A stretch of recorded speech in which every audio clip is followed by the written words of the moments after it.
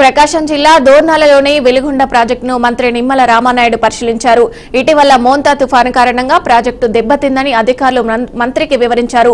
భవిష్యత్తులో కూడా వచ్చే వరదలను దృష్టిలో పెట్టుకుని ఫీడర్ కెనాల్ సీసీ వాల్ ను లైనింగ్ నిర్మాణంలో డిజైన్స్ అప్రూవల్ చేయాలని అధికారులకు సూచించారు. జగన్ ప్రజల్ని దగా చేశాడని మండిపడ్డారు.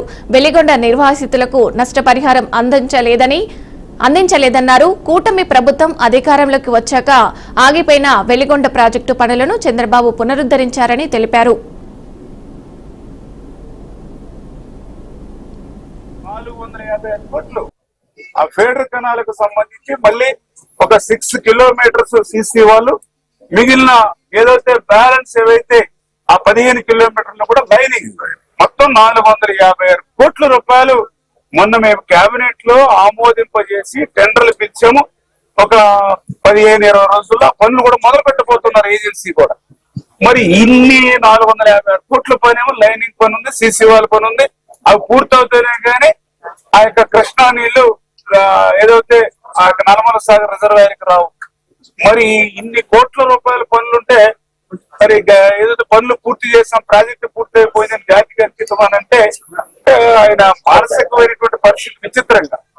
అదేవిధంగా ఏదైతే ఫీడర్ కెనాల్ దాటుకుని నల్లమల సాగర్ రిజర్వాయర్ కి వాటర్ తీసుకెళ్తే మరి రిజర్వాయర్ నింపాలంటే అక్కడ ఎవరైతే నిర్వాసితులు, ఆ నిర్వాసితులకే 900 కోట్లు ఇవ్వాలి. 5 సంవత్సరాల్లో ఒక్క రూపాయి నిర్వాసితులకి జగన్మోహన్ రెడ్డి ఇవ్వాలి. మరి 900 కోట్ల రూపాయలు నిర్వాసితులకి ఒక్క రూపాయి ఇవ్వకుండా, వాళ్ళని అక్కడ తరలించకుండా వెలిగొండ జాతికి అంకితం అని అంటే ఎంత మోసం, ఎంత దగ.